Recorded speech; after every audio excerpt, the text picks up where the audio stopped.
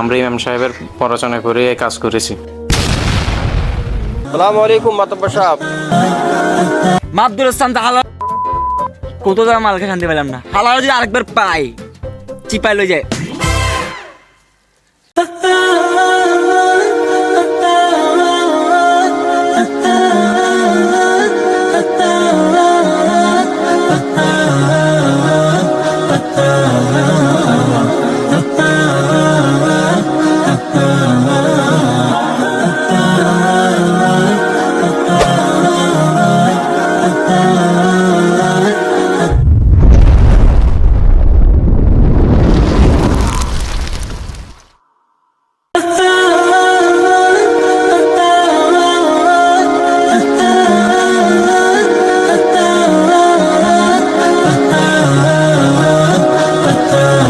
আসসালামু আলাইকুম মাতব্বর সাহেব।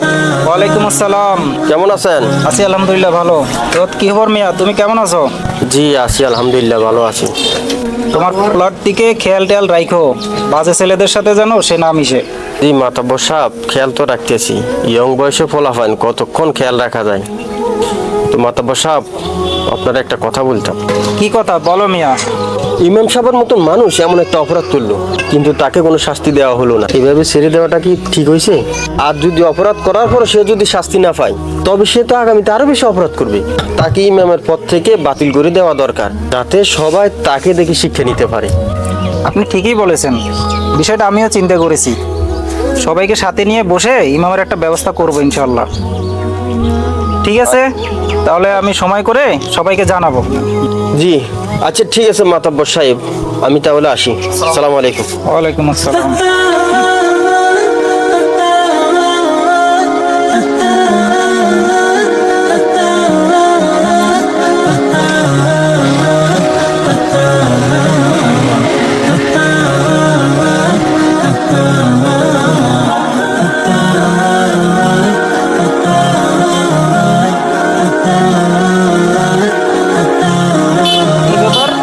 এটা ইমাম সাহেব না? আসলেই তো ইমাম সাহেবই তো, কিন্তু সে পোলাপাইনের মাঝে কি করতেছে? তো তাকে মসজিদেও দেখলাম না, নামাজও পড়ালো মুয়াজ্জিন সাহেব। বুঝতে পারছি ওই দিনের ঘটনার জন্য সে আসলে এখনো অনুতপ্ত হয় নাই, তাকে শাস্তি দিতেই হবে।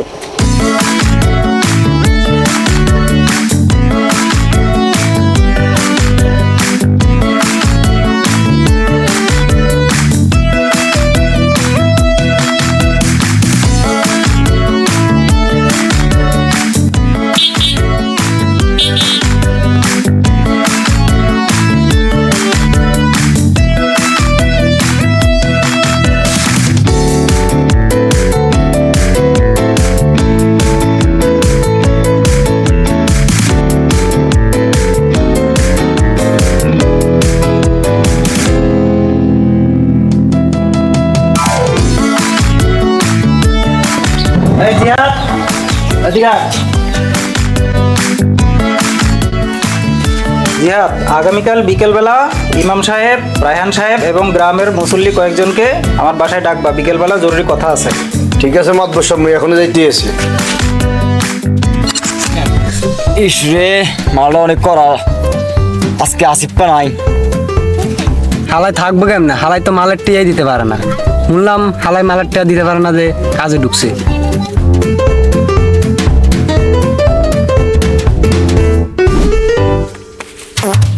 কিরে তোরা এনে কি করতেছো?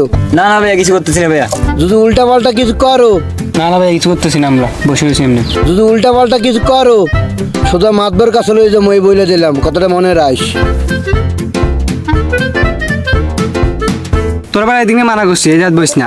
আসিফ ভাই এদিন সাবধান করে গেছে, তুই বেলা বেশি বুঝস। মাবদুল ইসলাম হালা কত টাকা মালকে শান্তি পেলাম না, হালা যদি আরেকবার পাই চিপাই লই যায়।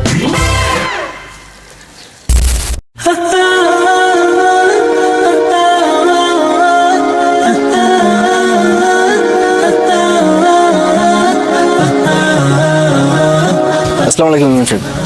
ওয়ালাইকুম আসসালাম। রায়হান, তোমার কারণে আমার সবার সামনে অপমানিত হইতে হইলো। আমি আবার কি করলাম ইমাম সাহেব? যা করার তো আপনি করলেন। আপনি আমার নামে মাতব্বরের কাছে মিথ্যা অপবাদ দিচ্ছেন। আপনি আমাকে অপমান করতে গিয়ে আপনি নিজে অপমানিত হয়েছেন। ইমাম সাহেব শুনেন, সত্য কোনো চাপা থাকে না। আচ্ছা বাদ দেন, যা হওয়ার হয়েছে, আসেন আমরা আবার মিলেমিশে থাকি। রাখো তোমার মিলেমিশে থাকা, তোমার এটার শেষ আমি দেখে নেব। আসসালামু আলাইকুম। ওয়ালাইকুম আসসালাম। যাক, ভালো হইলো আমাকে দুজন একসাথে পাইয়া। আগামীকাল বিকালে মাতবর আপনার করে দায়িত্ব কইছে, আপনারা অবশ্যই যাবেন। মাতবর আবার কেন ডেকেছে? আচ্ছা তুমি কি জানো জিহাদ মাতবর কেন ডেকেছে? না, সেটা তো মুই জানি না। আপনার ঘরে আর সমাজের গণ্যমান্য ব্যক্তিরা দায়িত্ব কইছে। ঠিক আছে? আচ্ছা ঠিক আছে, মাতব্বর সাহেব যেহেতু ডাকছে অবশ্যই তো যেতে হবে, হয়তো কোনো জরুরি কথা আছে। আচ্ছা আপনি জানতে হলে আমরা যাবো। ঠিক আছে, ভালো থাকবেন। আসসালামু আলাইকুম। তোমার এটার শেষ আমি দেখে নেব।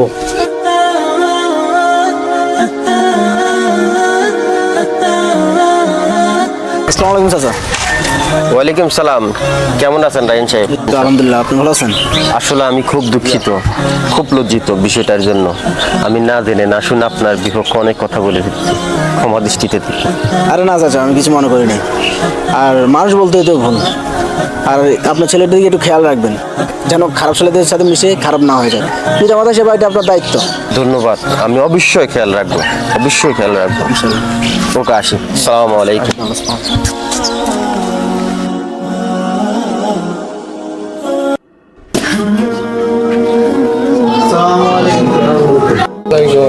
জিহাদ, সবাই আসছে? জি মাতবর সাহেব, সবাই আসছে।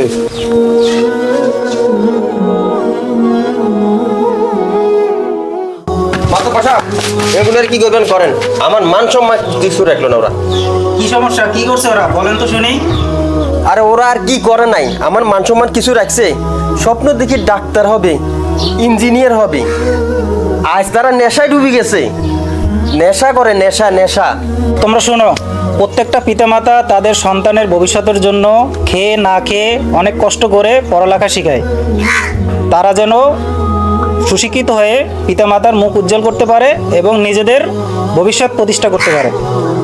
আর তোমরা এইভাবে যদি নেশা করো, তাহলে তোমাদের পিতামাতাকে লজ্জিত করার পাশাপাশি তোমরা নিজেদের ভবিষ্যৎও নষ্ট করবা।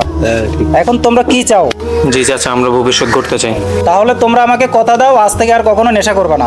কথা দিলাম আমরা আর নেশা করব না, আমাদের মাফ করে দেন। আমরা ইমাম সাহেবের পড়াশোনা করে এই কাজ করেছি। ইমাম সাহেব, ঠিক আছে, তোমরা তাহলে যাও। জি চাচা। আসসালামু আলাইকুম। আসি। মাতব্বর সাহেব, আমি তাহলে আসি, আমার কাজ আছে। ঠিক আছে, আপনি তাহলে এখন যান। আপনারা তো সবাই শুনলেন, যে ইমাম সমাজ গঠন করার কাজ করবে সে সমাজ ধ্বংস করার দায়িত্ব নিছে। এখন আপনারাই বলেন তার কি ব্যবস্থা করা দরকার। আমরা আর কি বলবো মাতব্বর সাহেব, যেটা ভালো মনে করেন সেটাই করেন। আচ্ছা, তাহলে আজ এই মুহূর্তে থেকে তাকে ইমামের পদ থেকে বহিষ্কার করা হলো এবং আগামী রমজানের আগে সে যদি তার সকল কুকর্ম ত্যাগ করে সৎ পথে ফিরে আসতে পারে, তাহলে আমরা তাকে আবার পুনরায় ইমাম হিসাবে নিয়োগ দিব। আর সে যদি তার কুকর্ম ত্যাগ করে না আসতে পারে, তাহলে আমরা রমজানের পূর্বে আবার ইমাম নিয়োগ দিব। এবং যতদিন পর্যন্ত আমরা নতুন ইমাম নিয়োগ না দিচ্ছি, ততদিন পর্যন্ত মুয়াজ্জিন সাহেব ইমামের দায়িত্ব পালন করবে। কি বলেন আপনারা সবাই? আলহামদুলিল্লাহ, এই সিদ্ধান্তে আমরা সবাই একমত। আপনারা কি বলেন?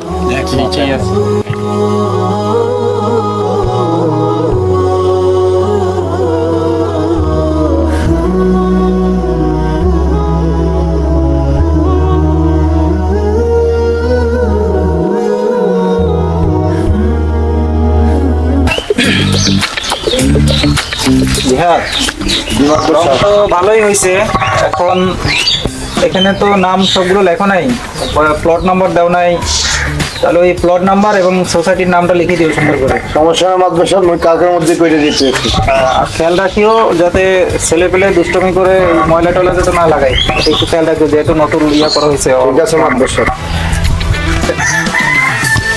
আচ্ছা, ভালো কথা জিহাদ, আগামীকাল আমাদের আগে ইমাম সাহেবকে আগামীকাল দুপুরবেলা আমাদের বাসায় একটু ডাকিও, বলে মাতবর সাহেব আপনাকে 4টা ডাল ভাত খাওয়ার জন্য ডাকছে। ঠিক আছে মাতবর সাহেব, মুই এখনই যাইতে এসে খবর দিতে বুঝছেন, আপনার বাসাতে আমি এসেছি। আচ্ছা ঠিক আছে, তুমি যাও। আবার মাতবর যে কি করে এই বুঝতে পারি না। মাস 2 মাস হইলে এই ইমাম সাহেবরে স্থগিত করছে, এখন আমার দাওয়াত দিতে আছে। কি ভাবসাব কি এই বুঝেন। যাক থাকো বাসা, হ্যাঁ বুঝবে, মুই কিছু বুঝি না।